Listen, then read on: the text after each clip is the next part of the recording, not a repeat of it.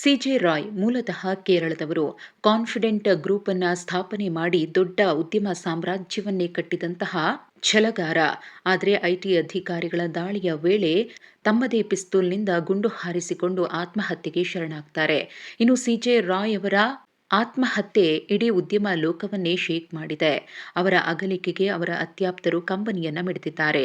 ಅದರಲ್ಲೂ ಮಲಯಾಳಂನ ಖ್ಯಾತ ನಟ ಮೋಹನ್ ಲಾಲ್ ಅವರು ಸೋಷಿಯಲ್ ಮೀಡಿಯಾದಲ್ಲಿ ರಾಯ್ ಅವರ ಬಗ್ಗೆ ಒಂದು ಪೋಸ್ಟ್ ಅನ್ನ ಶೇರ್ ಮಾಡಿದ್ದಾರೆ. ಹೌದು, ಸಿಜೆ ರಾಯ್ ಅವರ ಅಗಲಿಕೆ ನನಗೆ ತೀವ್ರ ನೋವು ತಂದಿದೆ. ಅವರ ಬಾಂಧವ್ಯ ಸ್ನೇಹವನ್ನು ಮೀರಿದ್ದು. ಅನೇಕ ಸಾಮಾಜಿಕ ಚಟುವಟಿಕೆಗಳಲ್ಲಿ ಯಾವಾಗಲೂ ಅವರು ಮುಂಚೂಣಿಯಲ್ಲಿ ಇದ್ರು ಅಂತ ಮೋಹನ್ ಲಾಲ್ ಅವರು ಬರೆದುಕೊಂಡಿದ್ದಾರೆ.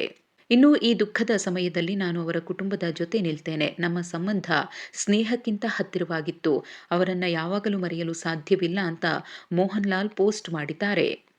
ಇನ್ನು ಸಿಜೆ ರಾಯ್ ಅವರು ಕೇವಲ ಉದ್ಯಮಿ ಮಾತ್ರ ಆಗಿರಲಿಲ್ಲ, ಅನೇಕ ಸಿನಿಮಾಗಳನ್ನು ಕೂಡ ನಿರ್ಮಾಣ ಮಾಡಿದ್ರು. ಹಾಗಾಗಿನೇ ಚಿತ್ರರಂಗದ ಗಣ್ಯಾತಿ ಗಣ್ಯರ ಜೊತೆಗೆ ಸಿಜೆ ರಾಯ್ ಅವರಿಗೆ ಅತ್ಯುತ್ತಮ ಒಡನಾಟವೂ ಇತ್ತು.